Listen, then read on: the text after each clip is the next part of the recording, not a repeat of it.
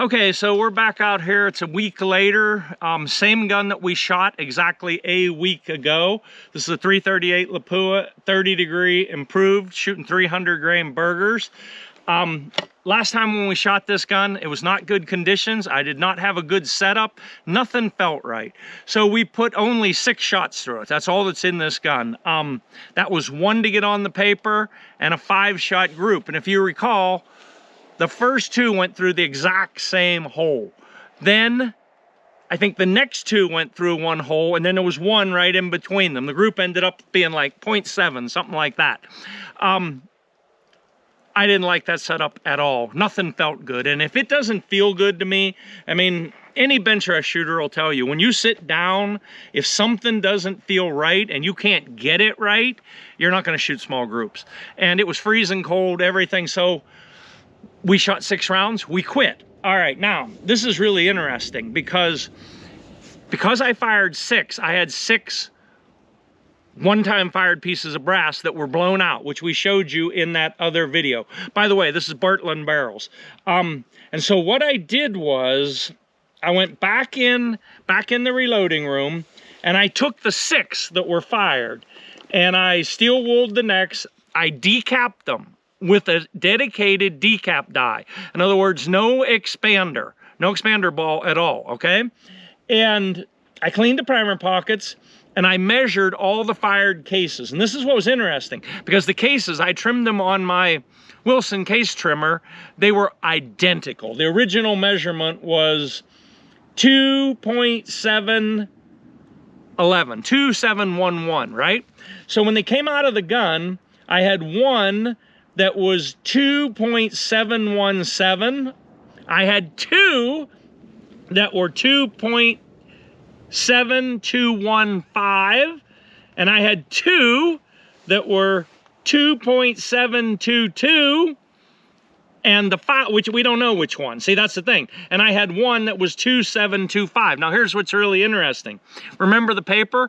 2 went through an exact same hole, 2 went through an exact same hole, and then 1 was out, a little out, but it was actually in between them. Here's the thing though, we fired 6 shots.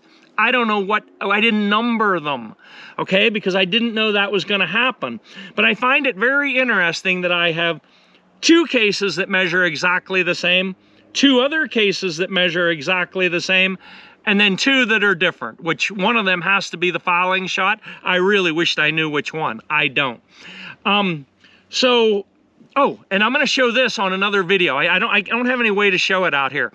When I knocked those primers out, because I wanted to see if they were tight. They were so tight. The brass would go back in the gun, and the bolt handle would just drop, literally like there was nothing in there. I mean, because no trigger, you realize, it just fell. So there was 0 pressure, and I knew that. Plus, oh, that was something else. Oh yeah, I gotta thank you guys, maybe. So, you realize we only got 1 chronograph reading that day. Go back and watch the last video. And it was because of the light. We had no good light. And so everybody's like, in the comments, they're like, you need to get a Garmin X0 or 0X or whatever the heck it's called. You know what? I did some research. We did. We got one. It's on the way. So it's going to get put to the test because, as you see, we use chronograph every time. And I'll have a separate video about that. But I do want to say something about these old Oler 35Ps. In my life, I've had 3 of them, okay? None of them ever broke, ever quit, ever gave up. The one just kind of wore out. I mean, literally, probably millions of shots. And I have this one, which I've been using forever. I bet we've been using this chronograph for 20 straight years. And I have a brand new one that they sent us that we used... No, that we never used. That's what I'm trying to say. The one that I used, like, from when I was like 18 years old, eventually got bad. And oh, that's why I'm telling you this. When that one eventually got bad, by then I knew Vicky. She contacted, that's Ken Oler, wasn't it? Wasn't his name Ken? He's an old man, or he might even be dead by now. Anyways, he sent us that extra one, brand new one. So I have this one and a brand new one that's never been used. And these things, for what they were and when they were. You think about it, we've had these for maybe almost 40 years. And they just keep going. They just keep going. They just keep going. But, you know, obviously you got problems because of getting light and everything like that. So this new Garmin, if it's everything that they're advertising it as, I hope it works awesome, because, man, anyways, all I'm saying is the Ohlers were awesome. In a way, I'll hate to see them go. And the people were awesome. They really were. So anyways, back to this. Oh, when I knocked the primers out, I noticed that they were flat and that they had a little rim around them. And I noticed that the anvils had pushed out a little bit. Well, that's really typical when you're blowing out brass. So I had the bullet jammed in the rifling, but I did not have super heavy neck tension to hold it back against the bolt face. So with these 6, I did everything I said to them, and then I reseated the primers, which the pockets were super tight, just like brand new. I increased the neck tension with a bushing. I increased the cartridge overall length, which, I mean, you talk about jam now. I tried a dummy. I mean, I got it out there about 100 thou. So it's literally pushing it back into the case as it goes in. And I increased the powder charge. That's not on those, because you got to realize I had 60 I started with. There was 52 then that I went back. I pulled all the bullets in 52. I dumped the powder. I went to a tighter neck bushing. I increased the powder charge.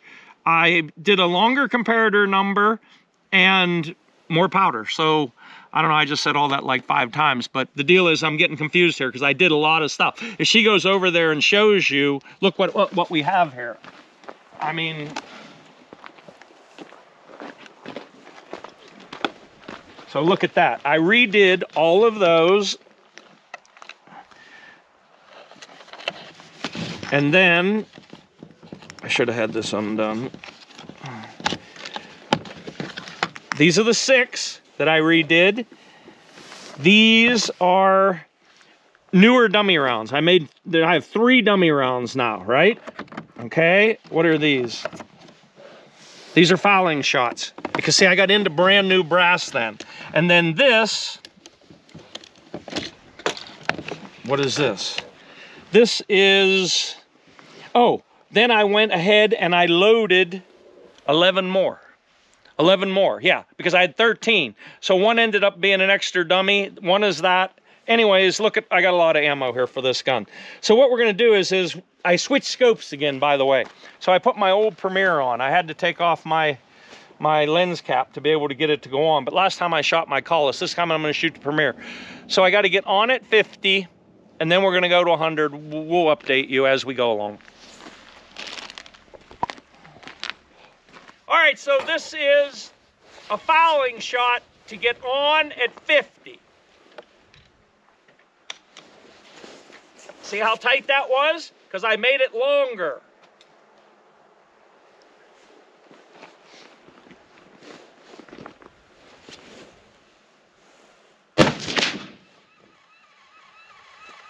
Within ½ an inch. All right, come back down here.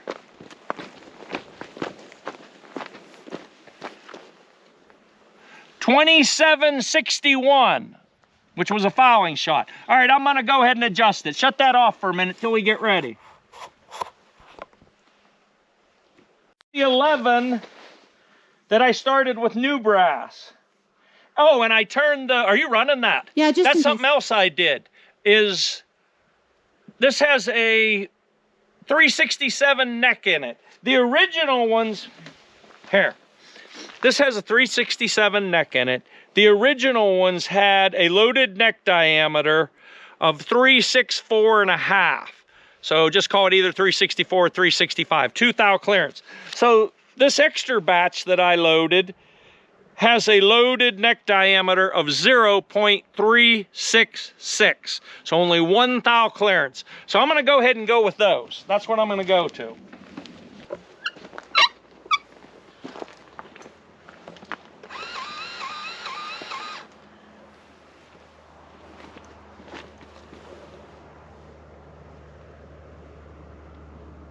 Oh. You got to go down and change the target. It puts splatter on it. Okay. All right. Okay, just to be clear, so I'm on the paper now. These are different than last week. I was going to say yesterday, but it was exactly a week ago. It was Tuesday a week ago that we shot this. So the difference is this brass is thicker on a side. It's 14 on a side. I ran a tighter neck bushing. I added more powder, and I have a cartridge overall length that's so long, if it was any longer, you couldn't get it to go in the gun, or it would just shove the bullet in. It's shoving the bullet in anyways, I think. But the way this is, you can't find that out. You don't want to pull it back out. And I have a loaded neck diameter of 0.366 with a neck diameter in the gun of 0.367. So it's only 1 thou clearance. So I'm going to be real interested to see what's about to happen. We have a little bit of wind, not a lot. All right, you ready? Yep.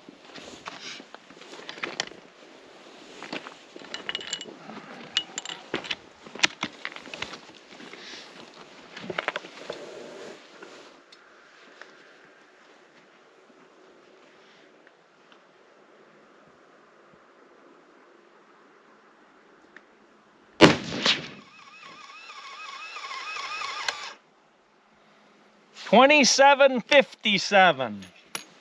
By the way, come up here. So I showed this before, but this gun has no ejector. Okay? Let it focus. No ejector. You got to reach in and get them. I'm actually surprised that it didn't go faster than that, because I added more powder. See how tight that goes in? What? Do you want your earplugs? No, I'm doing good. Ready?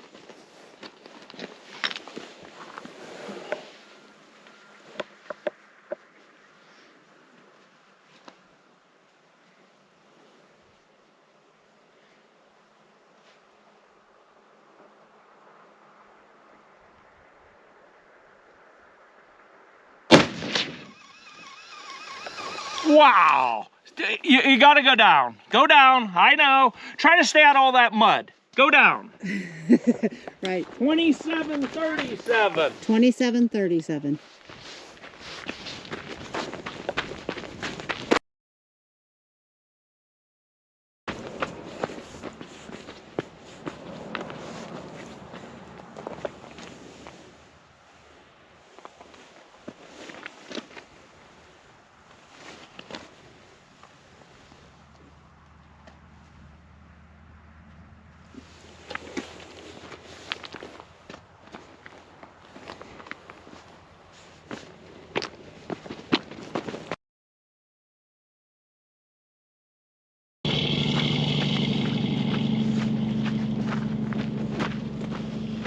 Is that thing still running? Yes. Yes? Yes. All right, so if you recall, this is exactly what happened a week ago. And then, because we weren't getting chronograph readings, we had a lot going on, and it messed up my rhythm, which this broke my rhythm too, but I'm putting this one right through that same hole.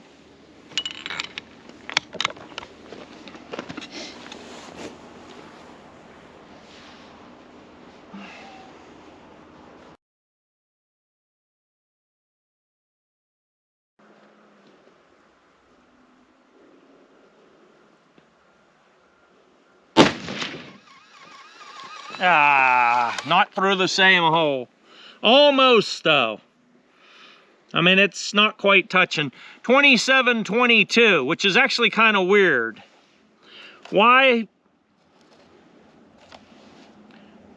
27.57, 27.37, 27.22. I'm going to, let's see, there was 11 of those, right? So I'm going to do the same thing we did last time. I'm going to keep going.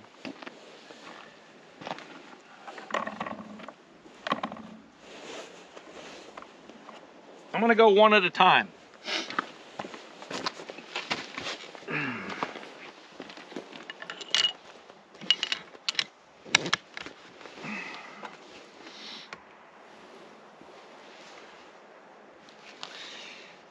I'm up just a little bit too high.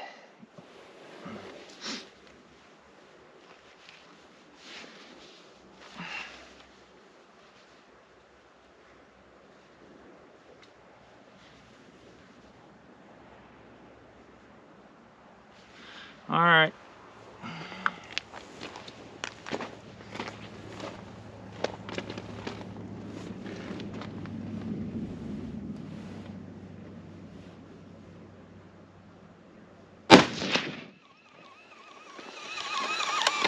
Right beside the other one.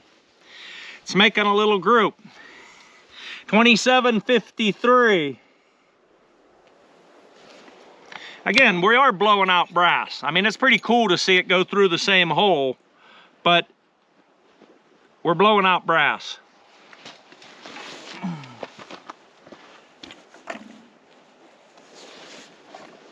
Okay, one more, and this will be 5.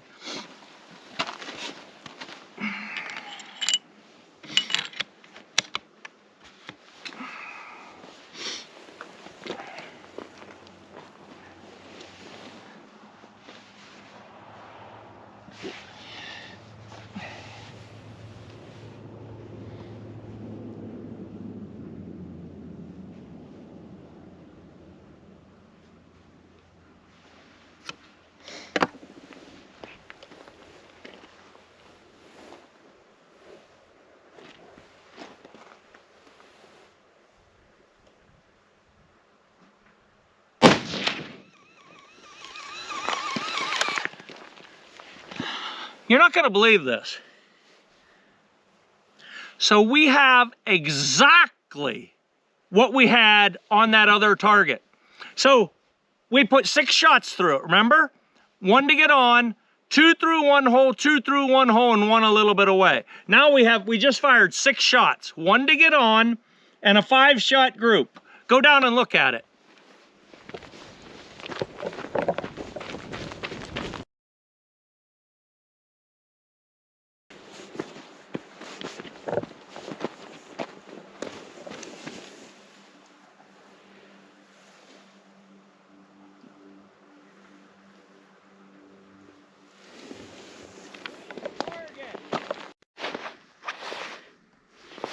Are you running? Running. All right, so this is pretty interesting. So this gun now has 12 shots through it. Two different times to get on the paper. Then 2 5-shot groups. Of those 2 5-shot groups, 8 of those bullets went through another bullet hole. You get what I'm saying? Because it went right through. Now here's something really interesting. So here's we got a 2757 and we got a 2753. Then we have a 2737 and we have a 2741. And then we have a 2722. I should have been watching. I guess I said it on camera. We'll be able to go back and figure out which ones went through which holes. Wait a minute. So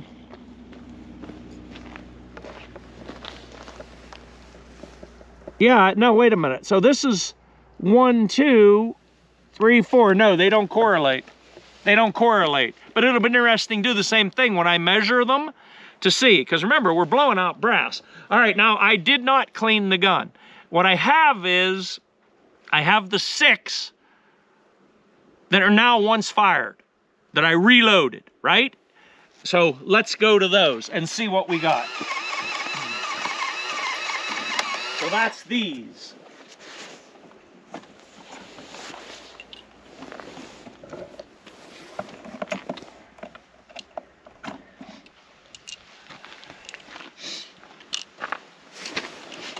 All right, you ready?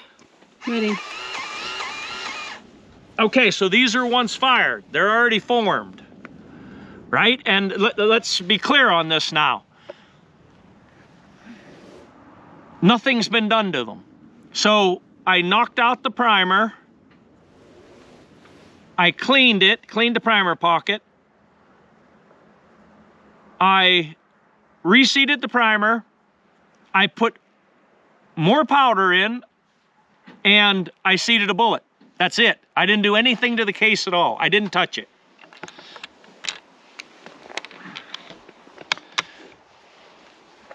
Okay, ready?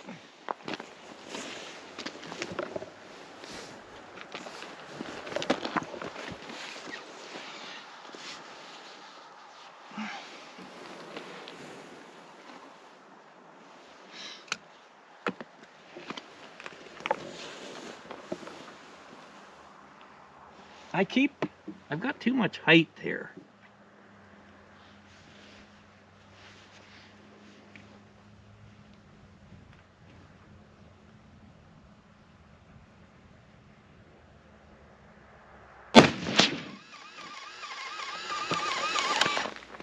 $29.50.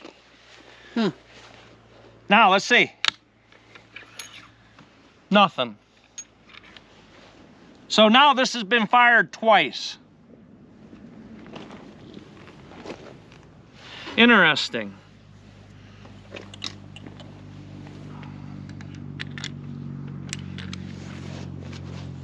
Again though, the one thing about this is they're super long. So I need them super long to form them right. So no seating depth work. I need my small level. This thing really, it upsets your system each time, your setup, each time it goes off. By the way, it's not kicking, not really.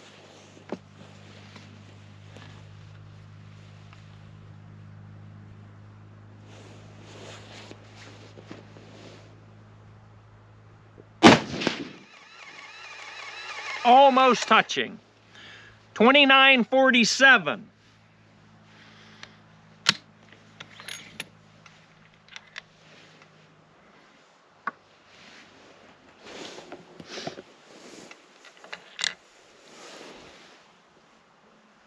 I almost wish the barrel would get warm. My hands are freezing.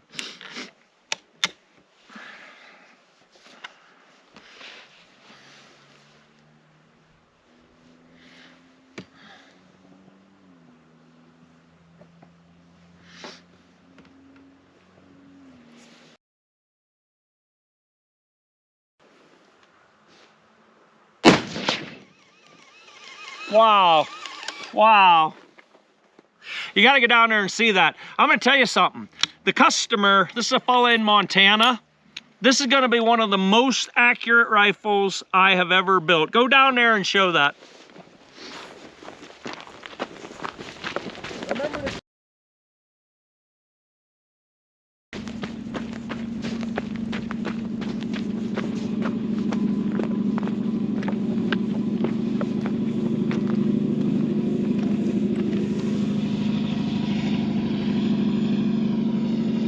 Three shots. Two through one hole, one through the other. Three shots. Change target.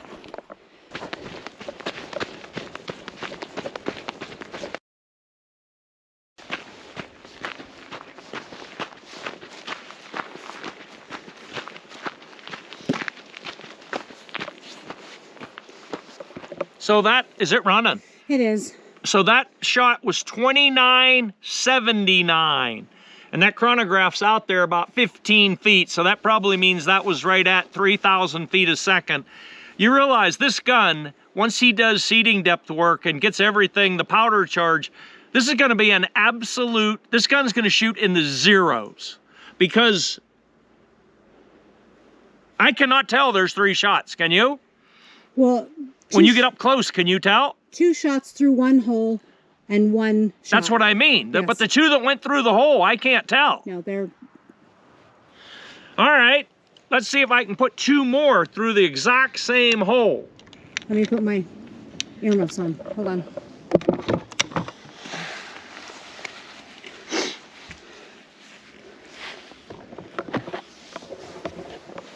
Okay.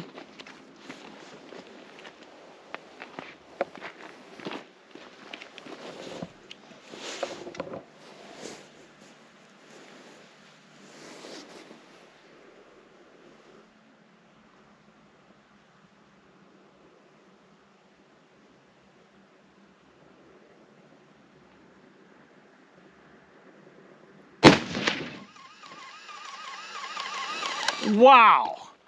Wow. I don't know whether I should, what's that? That's 4, right? Yeah. Holy cow. 29.45.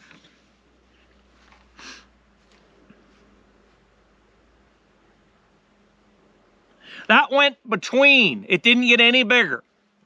No bigger at all. I think I'm gonna do one more. It's customary to ruin every good group. So I sort of have to do it. What we should have, you know, it'd make a super cool video. I should have a blood pressure deal on with a big screen right here beside me. And you could watch it going, and then it started flashing red.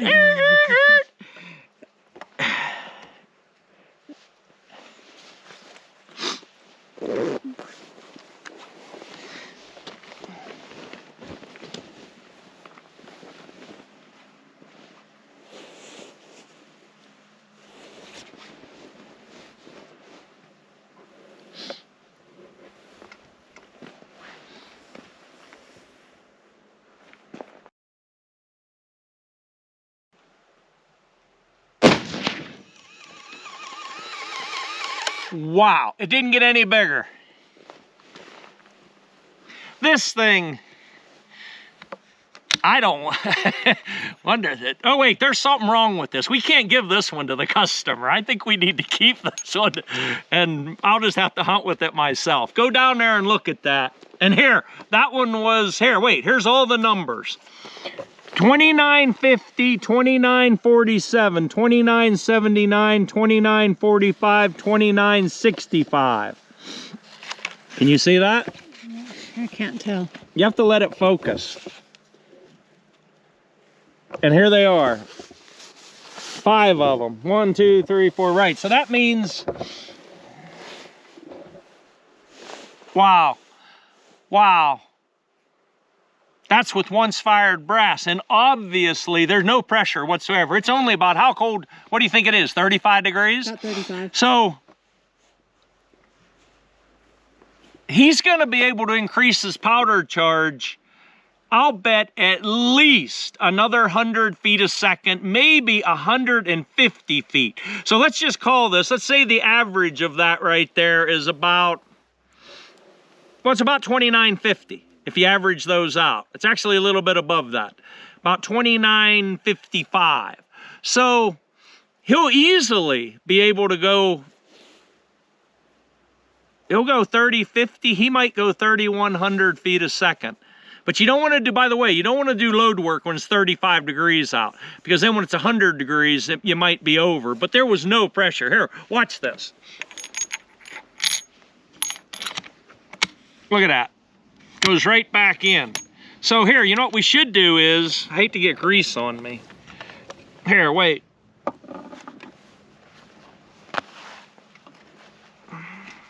gonna take the firing pin out, watch. Wait. Always make sure you go the right way. If you go the wrong way, you'll be sorry. All right, so there's the bolt, right? Okay, now, let's put that in there. Some resistance. Let's try another one.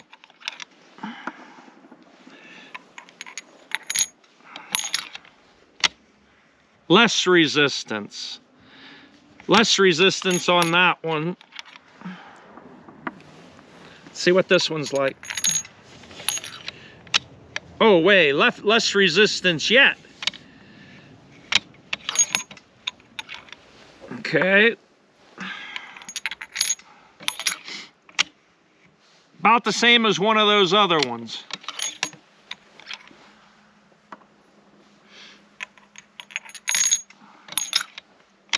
Whoa, almost none. Now, see, same deal. This is the thing. Wouldn't it be interesting to know which one of those cartridges lines up with which one of those chronograph readings, right? Right. And to know how they correlate on that target. Because, I mean, what's this telling you? Obviously, we have different chronograph readings. The cases are going back in the gun slightly different. So you had different pressure, right? Different velocity, different pressure, different velocity. You wonder if that correlates in the bullet holes, right on the target. I don't know. All I do know is there's no reason to shoot this gun again. What I really wanted also, that's something I should tell you. I wanted this once fired brass twice fired because we're doing an experiment with dies, trying to find a less expensive way to come up with dies, at least bushing neck die, and a bullet seeder that's less expensive than going full-blown Allen Warner, which we love, Allen Warner tool custom dies, which are quite expensive and totally awesome. He may still end up going that. The customer may still end up going that route, but you'll see it in the shop. We're fooling around with some stuff that isn't exactly what it says on it, isn't exactly what it's to be used for. For instance, when I trim those cases, because this is a 338 Lapua improved, you know, I needed to use my Wilson case trimmer, but I don't have a shell holder, not a shell holder on the ram, a shell holder for the Wilson trimmer, a case holder that's 338 Lapua 30 degree improved. So I went through all of the different ones I have, and I have literally probably 150 of them. Guess what works perfect? So I'm giving you guys this information. 338 Norma, and I have 338 Norma new case and 338 Norma fired case, and it fit in both of them, and I can't remember right now which one I used, but that's what I used. I used the 338 Norma Wilson shell holder, case holder to trim. But now, although it looks like, you realize now you could just load these again because they'll go back in. You don't have to do anything to them. But we're trying to find a less expensive way to have a bushing neck die and a bullet seeder, a micrometer top bullet seeder. I'll show you in the shop when and if it works. All right, so I don't see any reason to shoot this anymore, do you? No. We got to clean it. This thing is awesome. Totally awesome. I'm keeping it. All right, see you guys. You want to come down with me? Yeah, go down and show them. Okay.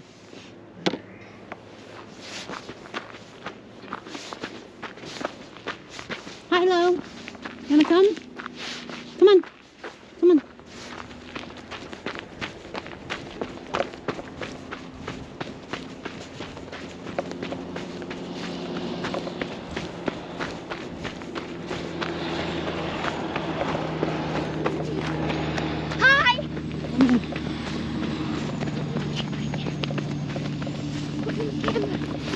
It's freezing out here. I am warmly dressed. Just loose. Okay. Wow. That's good.